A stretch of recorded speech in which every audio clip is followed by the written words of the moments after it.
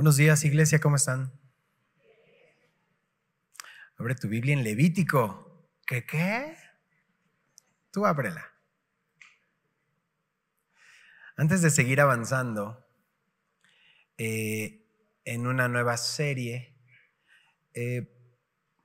vamos a recordar lo que Dios nos enseñó durante 6 meses. Así que si te perdiste una de las enseñanzas, digamos que vamos a hacer un mini resumen, ¿no?, de cada capítulo de Levítico. Y vamos a terminar la perspectiva en el Nuevo Testamento, en Hebreos, como empezamos, de hecho, como empezó el pastor Ibert en Hebreos.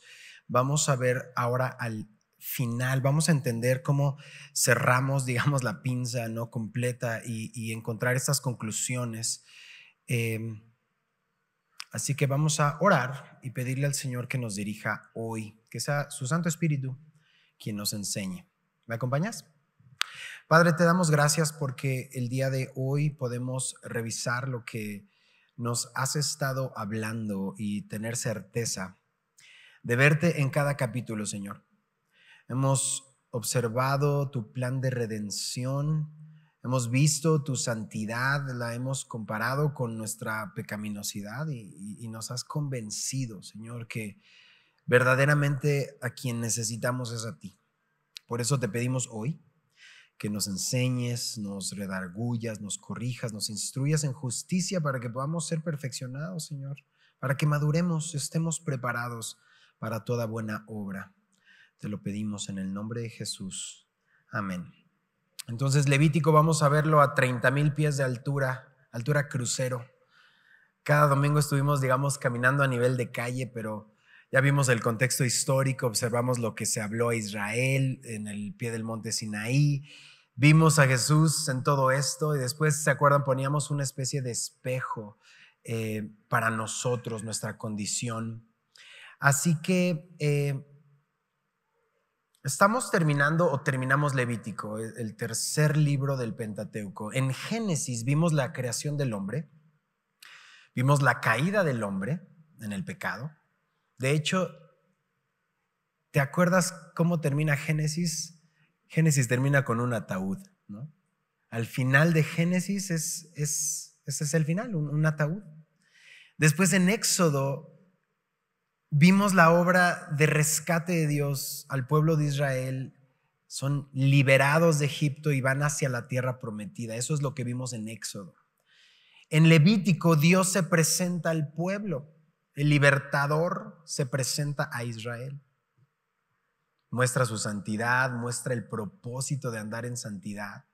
Y en ese reflejo entendimos que no solo hemos sido redimidos, hemos sido liberados del pecado, sino que ahora Dios quiere apartarnos para Él, quiere que caminemos en esta vida de una cierta forma que no apunte a nosotros. Ay, qué buen cristianito, qué buena cristianita eres, ¿no? Sino que apunte a Jesús, que si ves algo bueno en mí digas, es Dios.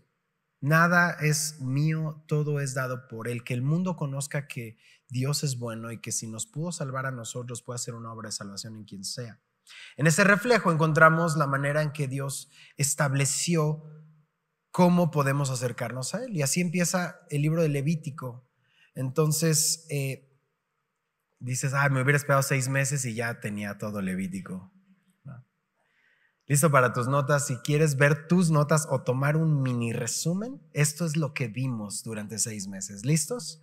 Capítulos 1 al 7.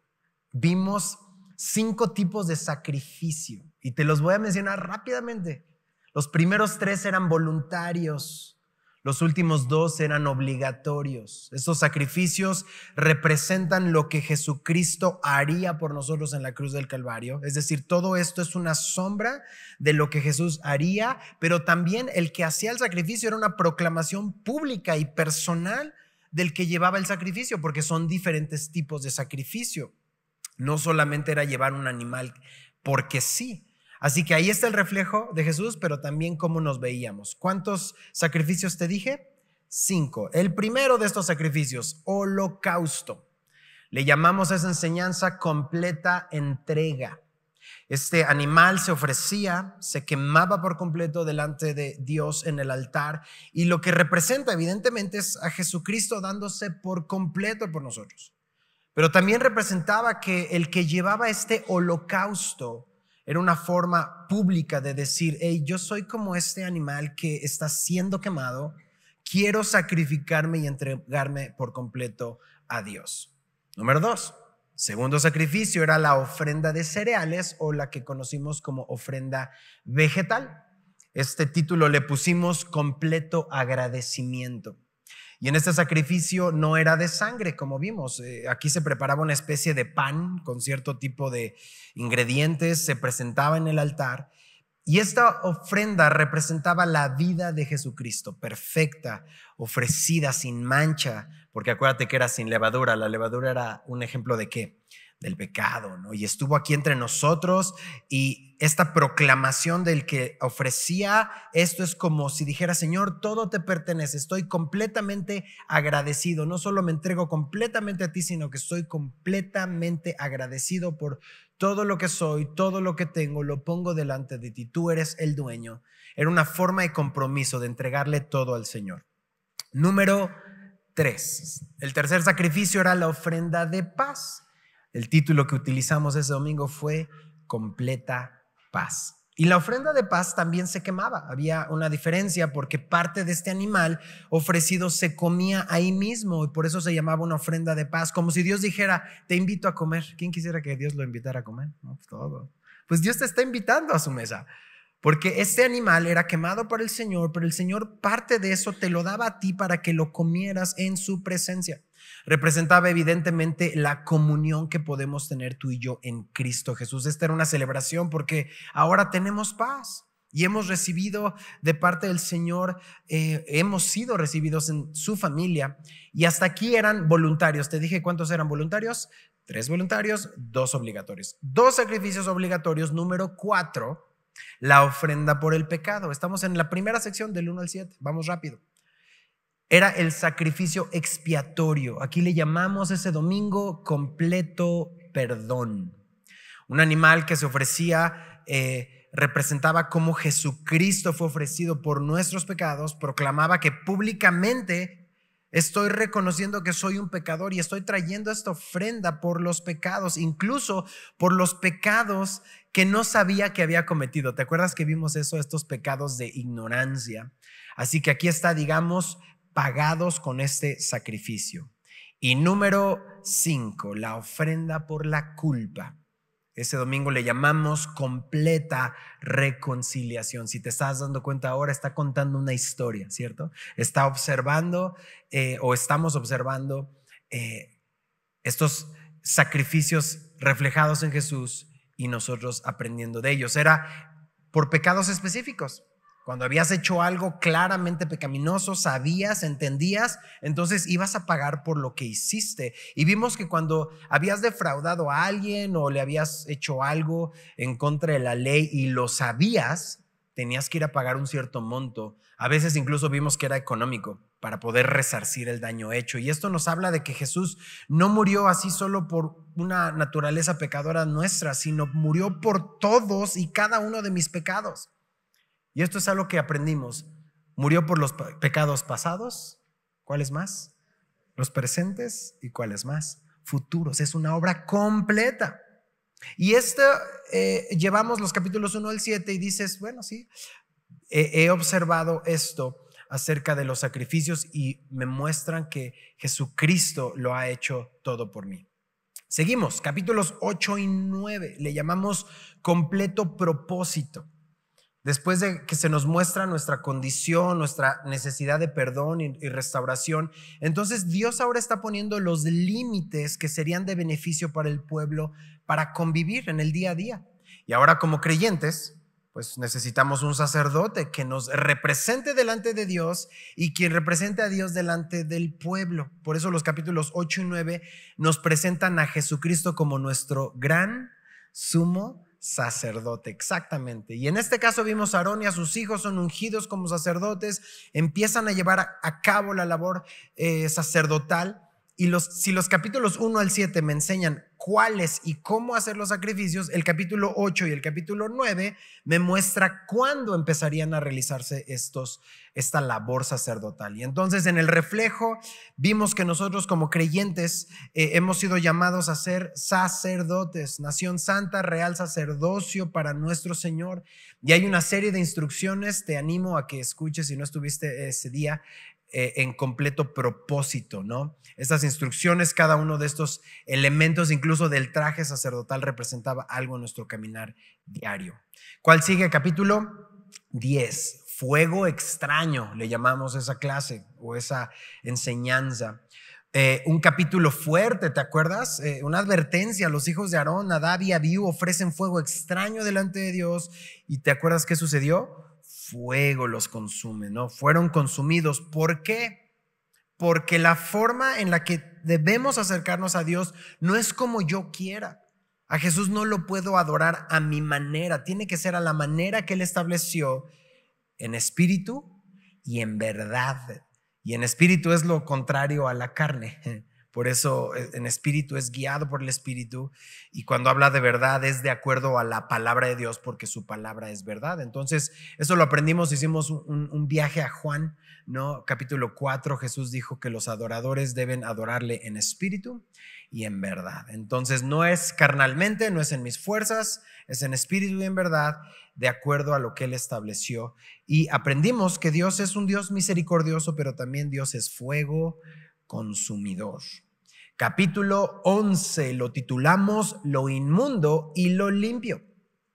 Vimos los animales puros e impuros, vimos que podían tocar, que no podían tocar, vimos que hay cosas en este mundo que un creyente no tiene que involucrarse, tiene que haber una separación, tiene que literalmente observarse cómo eres de Dios. Y aunque este mundo esté envuelto en muchas cosas, no significa que tú y yo como creyentes tenemos que estar ahí. De hecho, sí, evidentemente no te estoy diciendo que no vayas a trabajar, no vayas a la escuela, no, estaríamos en una burbuja, no se trata de eso, y fuimos muy claros ese día. Pero hay lugares en los cuales nada que hacer ahí, porque algunos confunden evangelizar con evangeligar, ¿no?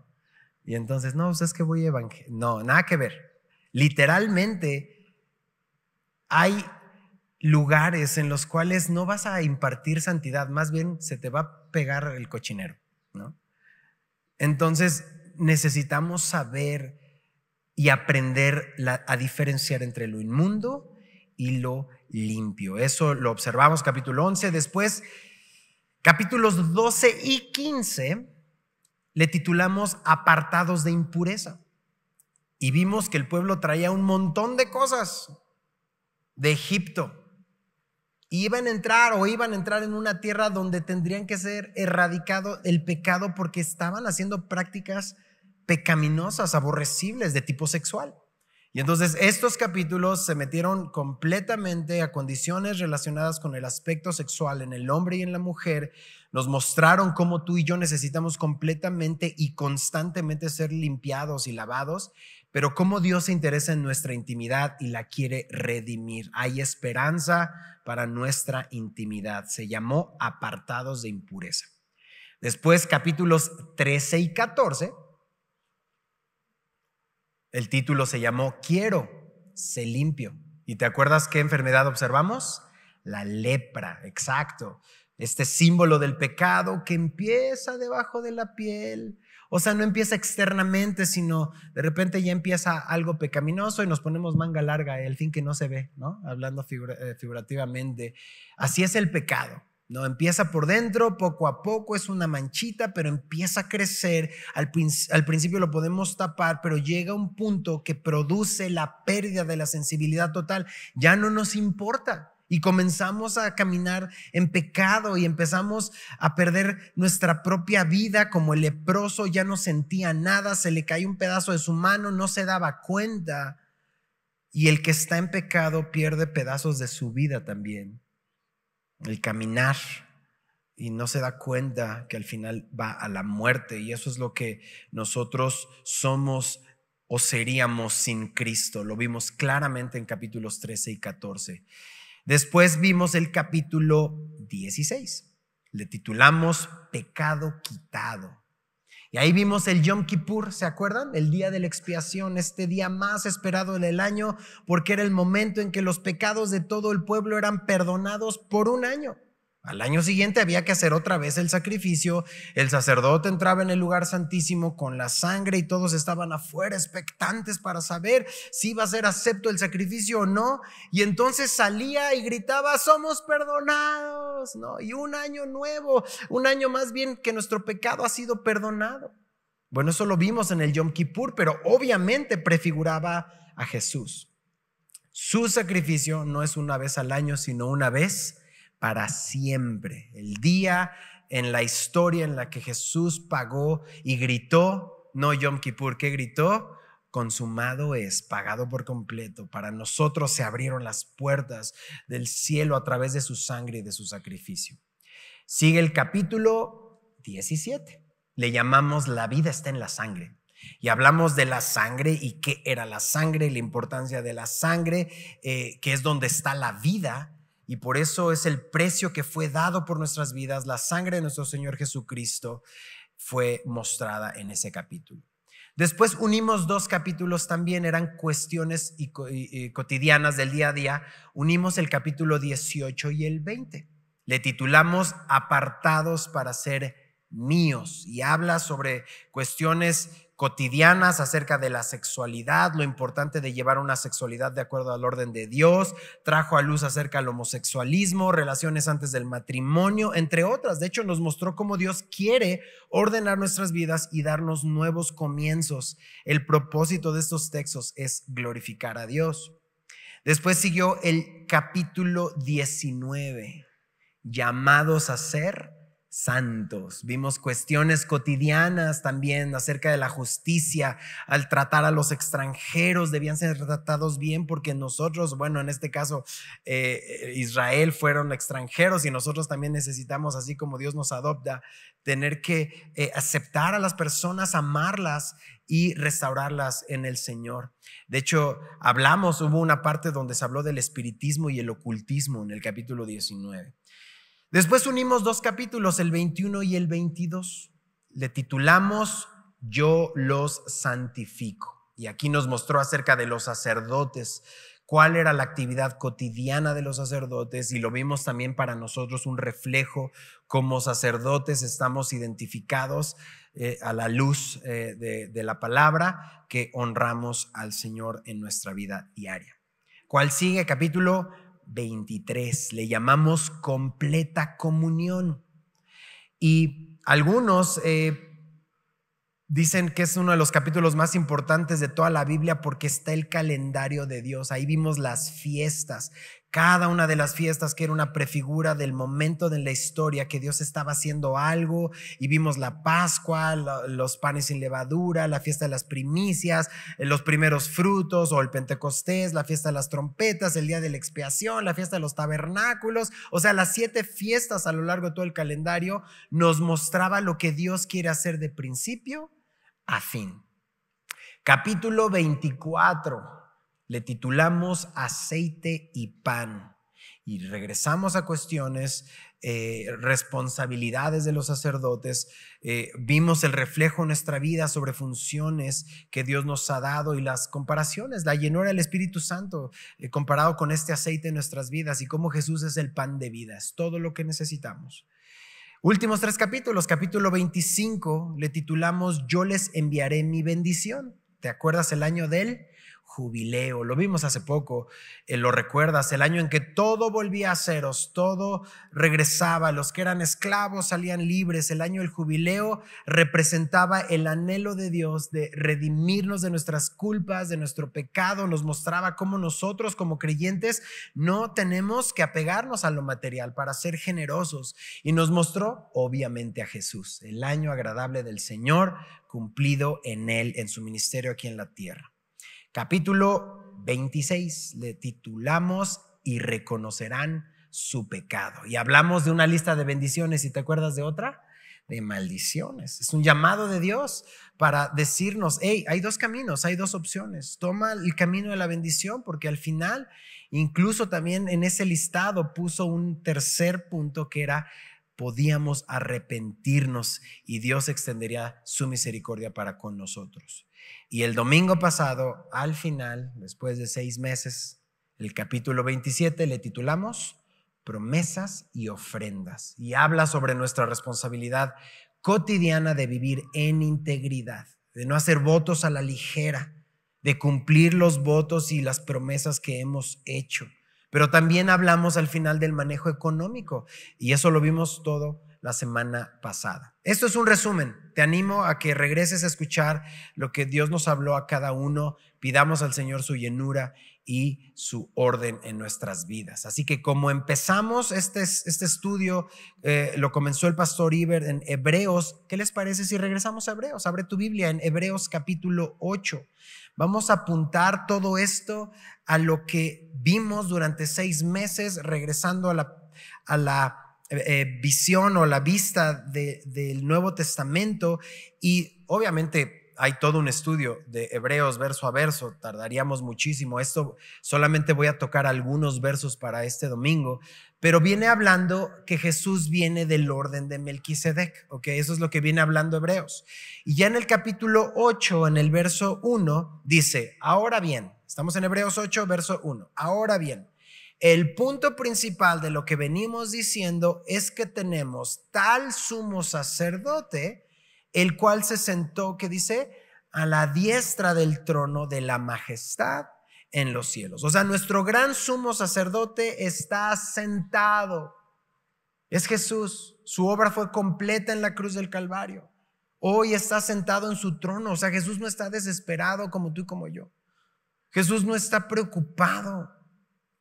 ¿Qué dice que está? ¿Cuál es su posición? Es sentado, reinando, glorioso nuestro Señor.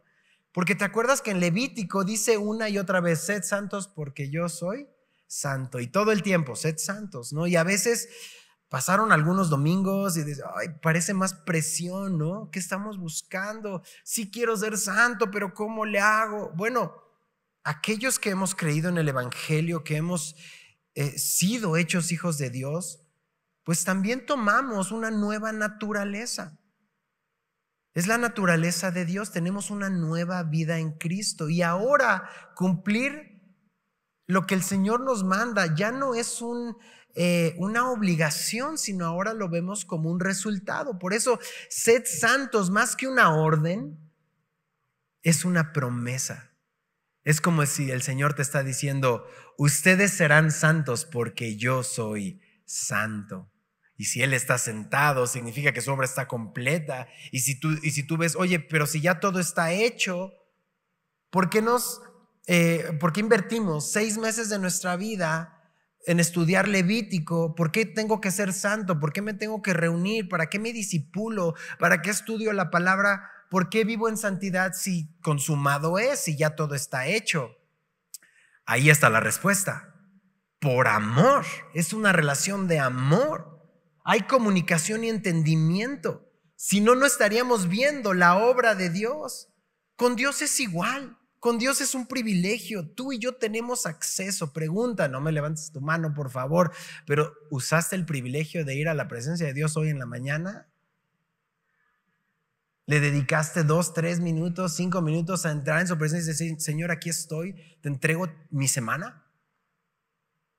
Quiero glorificarte, quiero adorarte, sana mi herida, aquí está mi corazón. O sea, usamos del privilegio que Dios nos ha dado de tener acceso, que hemos sido reconciliados.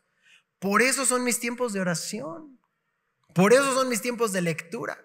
Cuando tú y yo compartimos a Jesús a otros, es un privilegio. Ay, ¿qué hace un cristiano? Ay, también tengo que evangelizar, ¿verdad? Y entonces vas, ¿a quién le tengo que hablar? No es así. Si lo estás viendo así, no lo estás viendo correctamente. Estamos desperdiciando el privilegio. Mira lo que dice el verso 2. Ahí estás con Hebreos 8. Ministro del santuario y de aquel verdadero tabernáculo que levantó el Señor y no el hombre. ¿Qué fue lo que nos mostró Levítico? Nos mostró el tabernáculo que levantó el hombre. Pero Jesucristo está en otro, un verdadero tabernáculo que levantó el Señor. Verso 3, porque todo sumo sacerdote está constituido, ¿qué dice el texto? Para presentar ofrendas y sacrificios, por lo cual es necesario que también éste tenga algo que ofrecer. Exacto. Lo estudiamos en Levítico, los sacerdotes tenían que hacer todo eso. De hecho, hasta tomaste nota de los primeros 5. Verso 4. Así que si estuviese sobre la tierra, esto está increíble, ni siquiera sería sacerdote, habiendo aún sacerdotes que presentan las ofrendas según la ley. Oye, esto está interesante. ¿Por qué Jesucristo no sería sacerdote? Porque Jesús era de la tribu de Judá. Y los sacerdotes que estudiamos en Levítico tenían que ser de la tribu de Leví. Por eso es Levítico. Nuestro Señor Jesucristo, si estuviera en la tierra, pues no fuera sacerdote, no podría en ese sentido porque no era de la orden de Leví. Pero mira lo que dice el verso 5. Los levitas sirven a lo que es, ¿qué dice? Figura y sombra de las cosas celestiales. Todo lo que vimos en Levítico es figura y sombra de las cosas celestiales.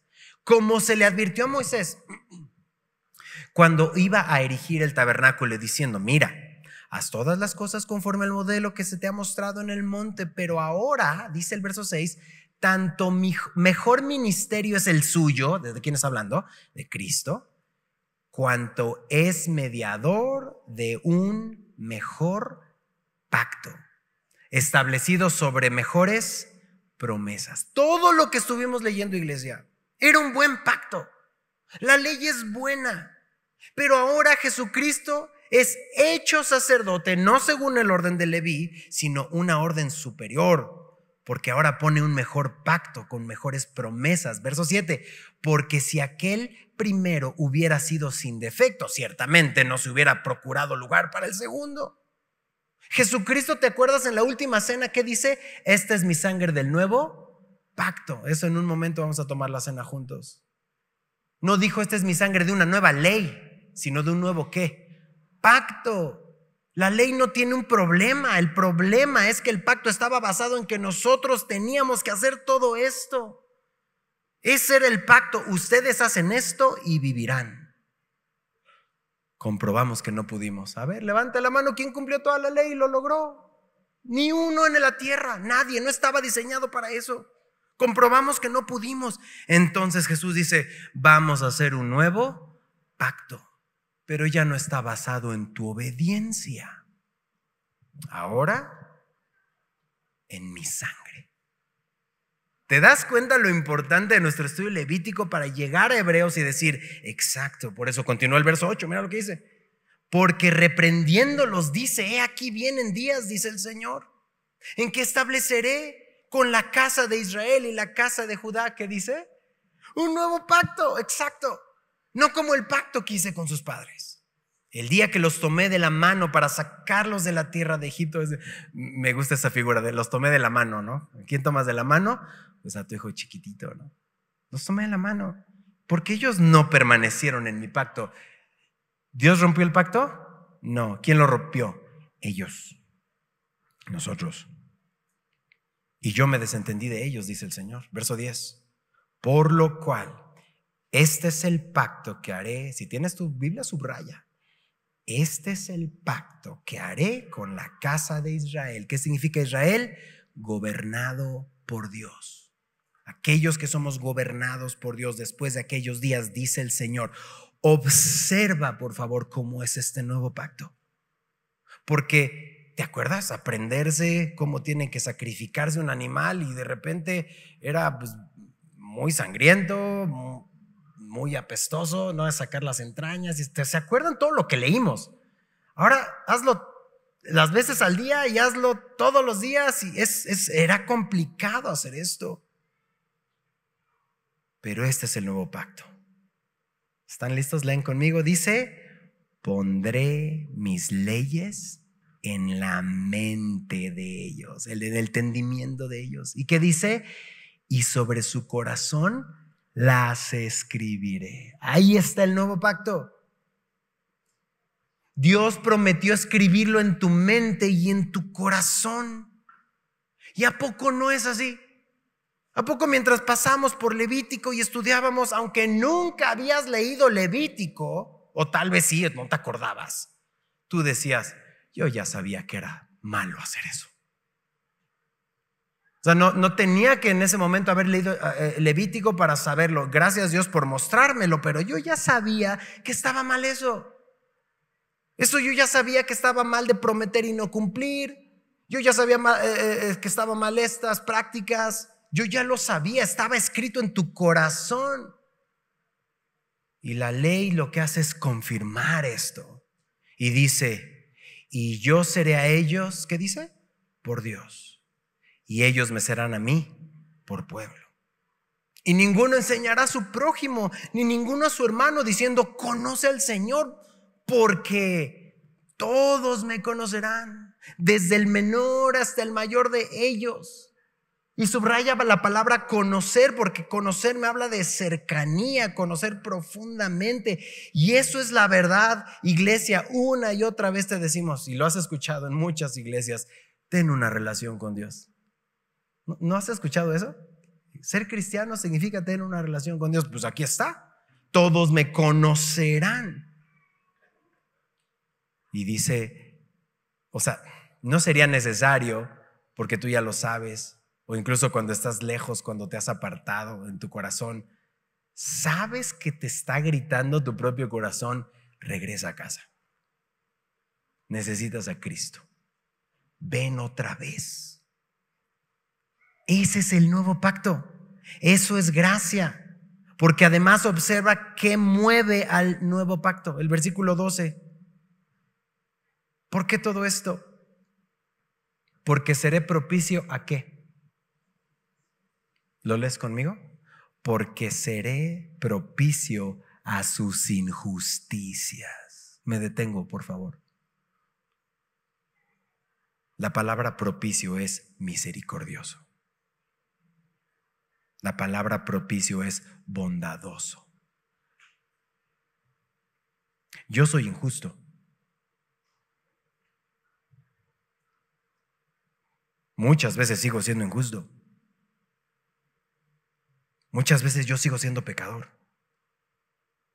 Pero el motor de este nuevo pacto es que Dios está diciendo, sí, Benjamín, yo sé quién eres tú. Pero tus injusticias yo voy a ser propicio. Voy a ser, Benjamín, misericordioso. Y eso me vuela la cabeza y me quebranta el corazón.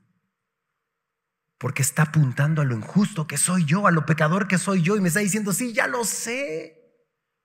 Ya lo sé que eres así, Benjamín. Y por favor subraya esto, resáltalo. Y nunca más, ¿qué dice el texto? Me acordaré de tus pecados y de tus iniquidades. No le das gloria a Dios por esto. No está escondiéndolo en el baúl. No. Está diciendo, sé que eres injusto. No es que se me olvidó. Yo voluntariamente he decidido echarlo a lo profundo del mar. Y al que mucho se le perdona, mucho ama. Me habla de cuando fallo. Me habla de iniquidades cuando deliberadamente yo rompo la ley de Dios. Y Dios me está diciendo, no me voy a acordar. Voy a decidir no recordar tus pecados, tus iniquidades, tu rebeldía. Y entonces cuando ves este verso y estás viendo Levítico 6 meses, todo este listado, y entendemos ese amor, decimos entonces tú y yo quiero vivir para agradarte, Señor. Tú me estás perdonando todo mi cochambre y me estás amando. Entonces, ¿cuál es el motor de todo esto? El amor es el motor del nuevo pacto. El camino a la santidad. Por eso dice, sed santos porque yo soy santo, porque te he amado con amor eterno. Y cuando te topas con el amor de Dios, ¿cómo vas a responder? Si cuando te dan un regalo, ¿qué dices? Gracias, ¿no? Ahora te están dando el regalo más hermoso que jamás pudiste haber recibido. La gracia de Dios, el perdón de Dios, la misericordia de Dios, la eternidad de Dios, el Espíritu de Dios.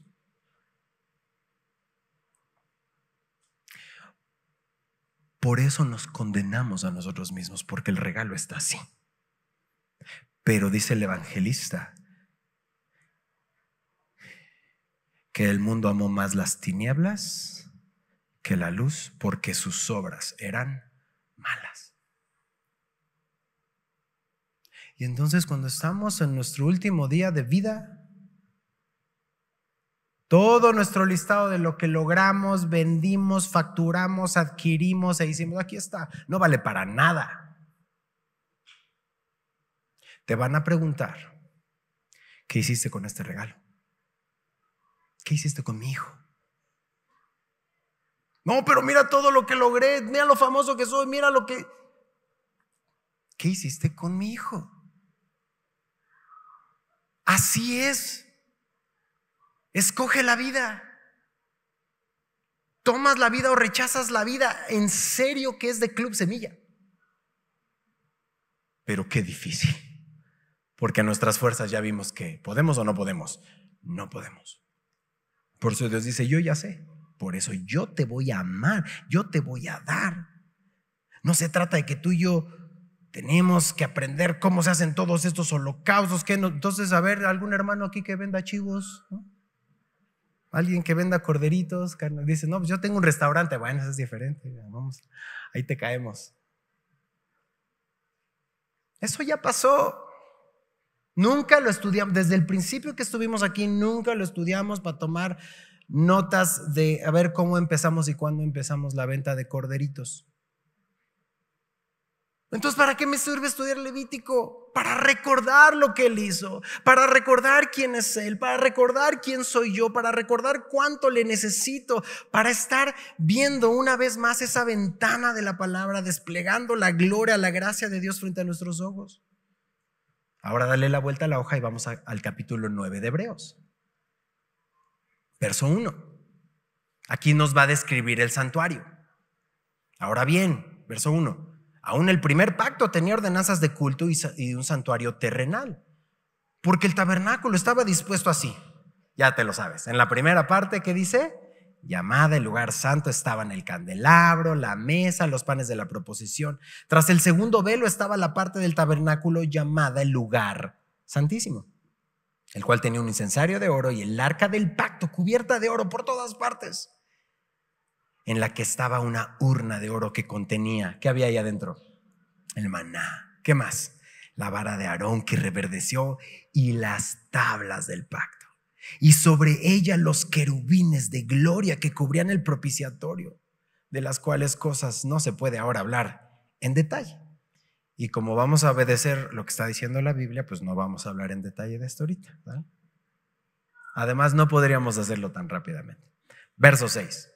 Y así dispuestas estas cosas, en la primera parte del tabernáculo entran ¿quiénes? Los sacerdotes. ¿Cada cuándo? Continuamente, para cumplir los oficios del culto. Pero en la segunda parte, solo el sumo sacerdote, ¿cuántas veces? Una vez al año. ¿Te acuerdas? El Yom Kippur.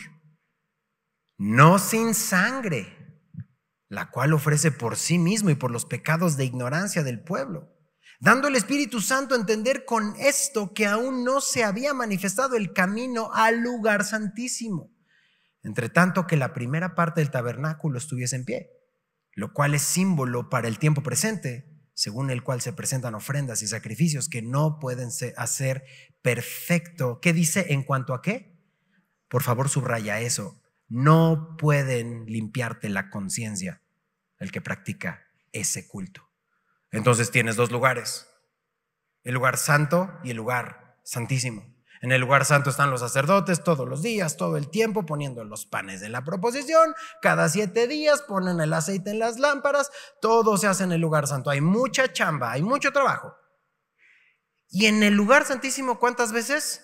Una vez al año. Y no cualquier sacerdote, solo el sumo sacerdote, después de un rito de purificación, entra para presentar sacrificio, y eso es un símbolo de lo que estamos viviendo. Entonces el Espíritu Santo da a entender que había una barrera, nadie podía acercarse al arca de Dios, que era lo que representaba la presencia de Dios, ninguno. Pero ¿qué pasó cuando nuestro Señor Jesús dijo en la cruz: consumado es? El velo del templo se rasgó, se separó, el lugar que separaba o lo que separaba el lugar santo del lugar santísimo se rasgó. ¿De dónde? De arriba a abajo, como si el Espíritu Santo dijera: ahora está abierto. Por eso al final del verso 9 dice: no pueden hacer perfecto en cuanto a la conciencia el que practique ese culto. Se paga el precio en ese tiempo del Levítico, pero no se tranquiliza tu conciencia. Todos llevan sus animalitos. Y sí, entendían. Ok, esto es lo que costó. Pongo la mano sobre el animal, muere en mi lugar. Pero sus corazones seguían sucios, su conciencia seguía sucia. Había una obra de perdón, pero ninguna conciencia estaba tranquila. Pero Dios, o sea, en Cristo, quiero decirte esto, por favor, pon atención. ¿Sabes que tu conciencia en Jesús ya ha sido limpiada? El día de hoy Dios puede presentarnos y guardarnos sin mancha y presentarnos delante de su gloria con gran alegría. Eso dice Judas, la carta de Judas. Y tú y yo podemos vivir esto. Otra vez, me tengo que exponer porque aquí estoy.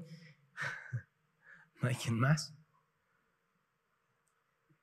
Yo recuerdo cosas de mi pasado y me dan vergüenza.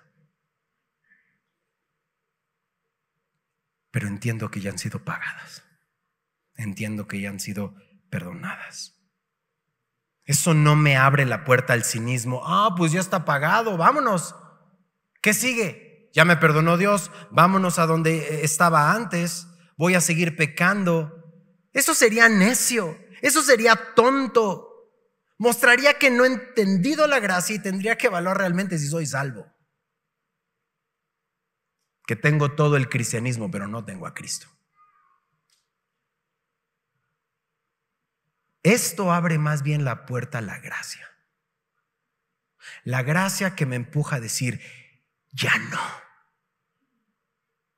Eso ya no. Eso ya no. Tengo el Espíritu Santo. ¿Puedo decirle al pecado? No. Antes no podía. Ahora quiero agradar a Dios. Entonces, ¿por qué los sacrificios no funcionaban? Pon tus ojos en el verso 10. Ya que solo consisten de comidas y bebidas, de diversas abluciones, ¿se acuerdan? De ceremonias. Y ordenanzas acerca de la carne, impuestas hasta el tiempo de reformar las cosas.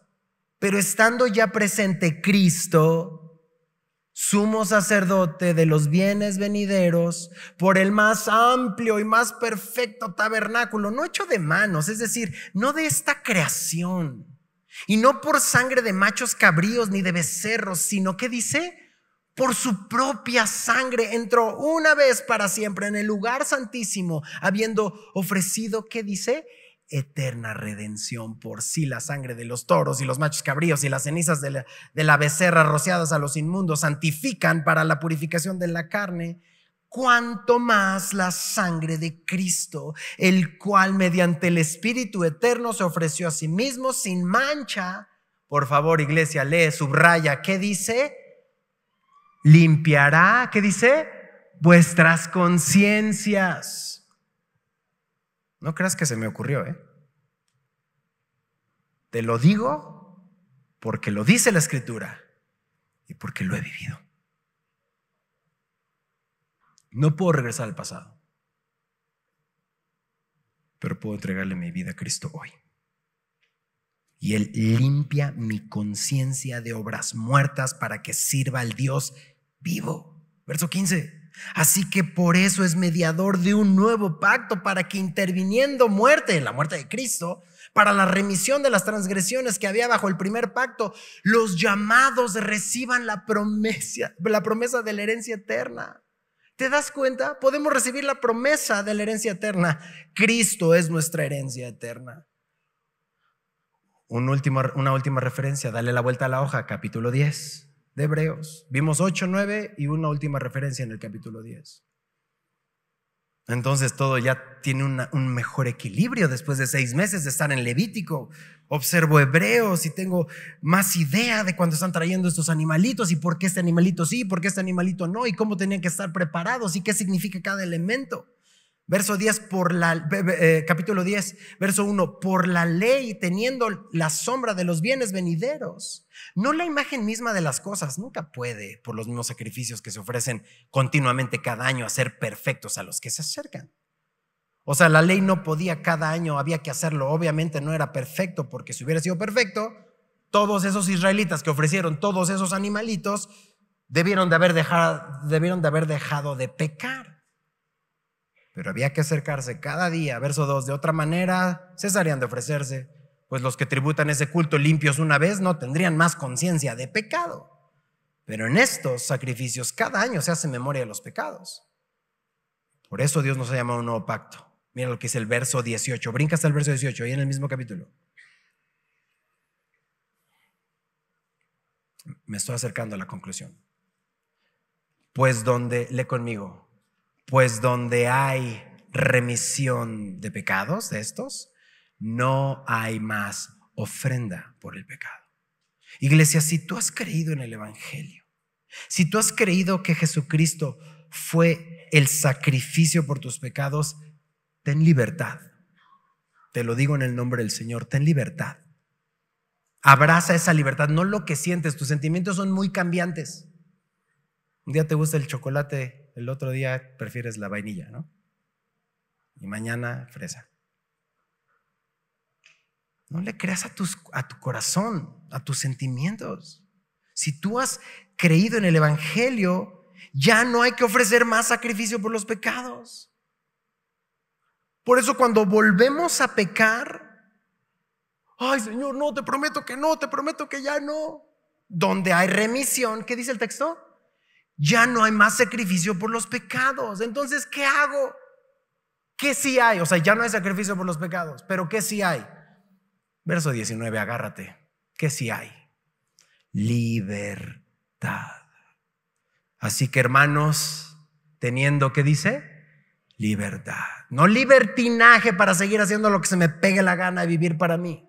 Hay libertad para entrar en el lugar santísimo por la sangre de Jesucristo, por el camino nuevo y vivo que Él nos abrió a través del velo, esto es de su carne, y teniendo un gran sacerdote que dice sobre la casa de Dios. ¿Ok? Ya estoy viendo lo que no debo hacer. ¿Qué no debo hacer? Ya no tengo que ofrecer otro sacrificio. Ya no tengo que estar pegado al antiguo pacto. Pero ¿qué sí debo hacer? Acercarme con corazón sincero. Dios no puede ser burlado. Todo lo que pensamos, hicimos, dijimos y la motivación de lo que hicimos, Dios lo sabe. Y que estemos aquí sentados o yo con el micrófono y abierta la Biblia, no implica que Dios sabe cada cosa de nosotros. Dios no puede ser burlado. Todo lo que el hombre sembrare, eso también segará. Por eso es un corazón sincero. Y el corazón sincero es decir, Señor, soy un pecador, te necesito. Dice el verso 22, acerquémonos con corazón sincero. ¿Qué más? En plena certidumbre de fe. ¿Qué más? Purificados los corazones de mala conciencia. ¿Y qué más? Y lavados los cuerpos con agua pura. ¿Quién se bañó hoy? No, no es cierto, no estamos hablando de eso. Ahorita vamos a ver qué significa. Aquí es lo que tengo que hacer. ¿Hay pecado? Sí, hay pecado.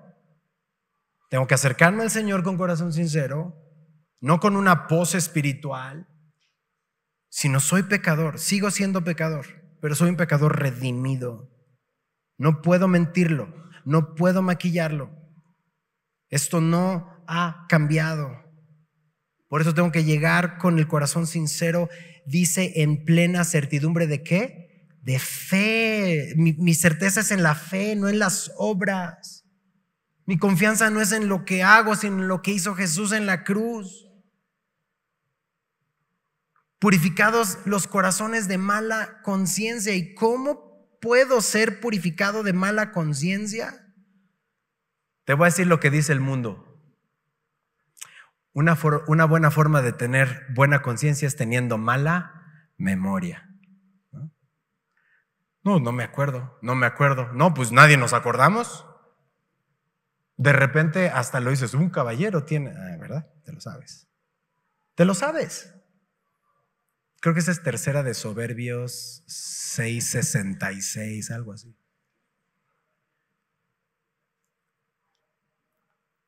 Esa no es la forma. Hay otra forma.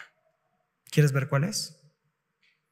A medida que nos acercamos a Dios, Él nos limpia y nos recuerda aquello que tú y yo tenemos que resarcir. Te lo prometo, no nos vamos a escapar de esa.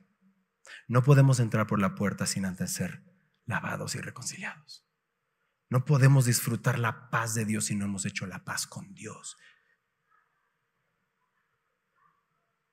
La palabra de Dios dice que si confesamos nuestros pecados, Él es fiel y justo para perdonar nuestros pecados y limpiarnos de toda maldad. Él es el que nos puede limpiar. Entonces, ¿qué tengo que hacer diariamente? Acercarme con corazón sincero, en plena certidumbre de fe. Limpiar mi corazón de mala conciencia es confesando mis pecados. Y sí, no hay cosa encubierta que no va a salir a la luz. Te lo tengo que decir ya y más rápido, pronto. Y Dios es bueno. Pero todo tiene que salir a la luz. Y no te estoy pidiendo que agarres y abres mi página de Facebook para que vean lo pecador que soy. Y miren, eso ya sería otra vez tratarse de ti. Pero hay personas que hemos lastimado, sobre todo en el seno familiar. Y pensamos que el tiempo cura. Y te voy a decir algo, el tiempo no cura nada. Aquí dice que quien limpia de todo pecado es la sangre de Cristo. Y nos quitamos mala conciencia, confesemos nuestros pecados. Vayamos con la persona que hemos lastimado y pedirles perdón con corazón sincero. Y confesar mis pecados es decirle, Señor, reconozco que estoy en pecado. Y no solo es entenderlo, porque muchos es, sí estoy mal, sí, Benji, sí, Señor, sí, sé que es pecado. Pero no hay arrepentimiento, no hay purificación. La confesión es, entiendo que estoy mal y me arrepiento, doy media vuelta. Si pequé contra alguien, le tengo que pedir perdón primero a Dios, pero después voy con esa persona. Es que le debes dinero, le debes, no sé, cualquier cosa. Cualquier cosa es venir con las personas. Tengo que pedir perdón. Tengo que pedirle perdón a esta persona para que mi conciencia esté, ¿qué dice? Purificada.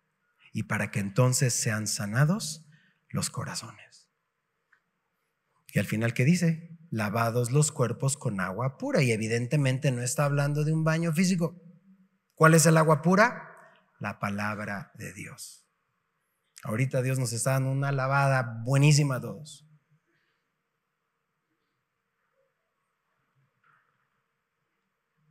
La oración es el jabón. La palabra es el agua. Y quedamos rechinando. Mira, hasta les estoy reflejando. Y entonces dice el verso 23, mantengamos firme, sin fluctuar, la profesión de nuestra esperanza. Porque fiel es ¿quién? El que prometió. Nosotros no, pero Él sí. El mandamiento más importante es amar a Dios por sobre todas las cosas, pero el segundo mandamiento lo sabes, amar a tu prójimo como a ti mismo. Eso lo vimos en Levítico 19. Y considerémonos, verso 24, unos a otros para estimularnos al amor y a las buenas obras. La iglesia, una y otra vez digo que es un hospital de pecadores, porque no es que estemos aquí los que nunca nos equivocamos, al contrario, somos los que necesitamos de la gracia y la restauración.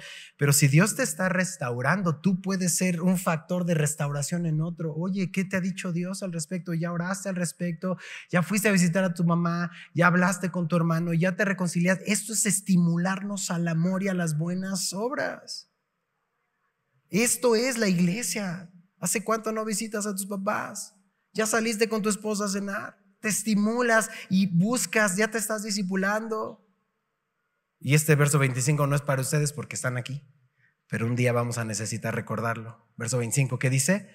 No dejando de congregarnos, como algunos tienen por costumbre, sino exhortándonos, y tanto más cuando veis que aquel día se acerca.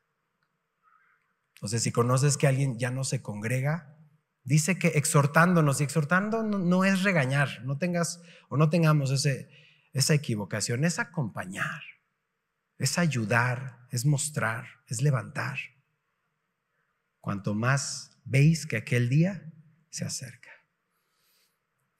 ¿Dónde estamos hoy? El tabernáculo en sí tenía 3 secciones. Una que se llamaba el patio exterior. ¿Qué vimos aquí escrito? Una adentro que se llamaba el lugar ¿qué? Santo, donde estaba el trabajo de los sacerdotes. Y número 3, el lugar ¿qué? Santísimo, donde se entraba ¿cuántas veces? Una vez al año. Y simbólicamente déjame decírtelo así, como nos enseñaba el pastor Ibert. Tú y yo estamos en uno de esos 3 lugares. Si ya has sido salvo, de ley ya estás en el patio exterior. Vas al cielo. No se trata de ti, se trata de lo que Él hizo en la cruz. Has creído en Jesús, has creído en su evangelio, estás en el patio. Gloria a Dios por eso. Estás seguro, tienes salvación. Pero ¿no te gustaría entrar a un poco más?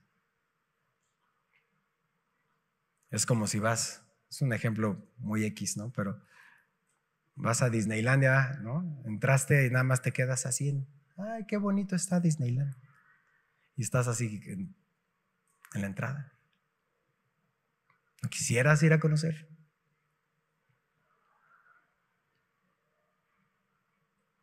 El lugar santo, ahí está el trabajo. Algunos de ustedes están sirviendo y no es un llamado a que todos sean servidores. Ya hemos visto que el servicio no solo está limitado a la iglesia, no está limitado a la iglesia, está en tu vida. Puedes servir, puedes evangelizar, sin embargo, hay un trabajo y tristemente algunos se quedan enfocados también en el servicio únicamente. Pero aún así hay hermanos que están sirviendo en áreas que no se ven, pero son súper importantes. Aquellos que compran todos los insumos para que podamos tener limpio este lugar, para que ahorita tengas tu vasito, los preparan. Están los maestros de Club Semilla, igual nunca los has visto, pero ahí están atendiendo a tus hijos, están orando por ellos, están amándoles, están escribiendo las clases, un montón de gente sirviendo, ahí está. Y sí, es un lugar santo porque lo hacemos para Dios, están sirviendo. Pero mi invitación esta mañana es para que vayas a una invitación más profunda. ¿Y cuál es ese lugar? El lugar santísimo, a la presencia de Dios. Por favor, no sustituyas tu tiempo con Dios con este momento. Este momento no es un tiempo tú y Dios. Este es un momento, congregación, palabra de Dios, y Dios está aquí. Sin duda Dios está aquí. Pero tú ve al lugar santísimo. Ya está abierto. Asómate. El velo se rasgó. Puedes entrar por los méritos de Cristo. Descansa en Él, ve a su presencia, puedes irle a disfrutar. Y con la palabra de Dios, iglesia, con la palabra de Dios es lo que necesitamos para que tú y yo seamos santificados. Inclina tu rostro, vamos a orar y vamos a disponer este tiempo para tomar la cena. Padre, te damos gracias porque el propósito del Levítico, como en toda la Biblia, es conocer a Jesús. Es conocerte a ti, Señor. Jesús es el holocausto que se entregó completamente por nosotros. Jesús es el sacrificio por la expiación de nuestros pecados. Jesús es nuestra ofrenda de paz que nos reconcilia con Dios. Jesús es nuestras primicias que resucitó para darnos vida junto a Él. Jesús es el Cordero sin mancha y sin defecto que se ofreció una sola vez y para siempre. Por su sangre derramada nos santifica, nos purifica, nos unge con su Espíritu Santo, como ese aceite de la unción. Jesús es nuestra Pascua, nuestro día y año de reposo, nuestro año del jubileo. Jesús es la fiesta que celebramos. Jesús es nuestro gran sumo sacerdote y nuestro tabernáculo de reunión. porque tu obra en la cruz, Jesús, nos hizo entrar confiadamente a este lugar santísimo, al trono de gracia, para hallar misericordia, Señor, gracia y oportuno socorro. Hemos entendido, Señor, en este tiempo que el llamado a la santidad es el llamado a Jesús mismo. Corremos a ti. Corremos a ti. Todos los que estamos aquí en fe, corremos a ti, corremos a la cruz. Porque tu propósito, tu llamado, tu deseo es a la comunión. Que nos relacionemos contigo. No con la religión cristiana o con una iglesia, contigo, Jesús. Y entonces, en consecuencia, podemos disfrutar de una iglesia. Pero la comunión es contigo, Señor. Por eso, a la medida que entramos en tu presencia, que venimos a ti, te vamos a conocer más. Conoceremos tu carácter, tu amor, tu obra de salvación. Examínanos, Señor. Queremos tomar la cena esta mañana, Señor, y recordar tu sacrificio en la cruz del Calvario. Te adoramos, Señor, en el nombre de Jesús.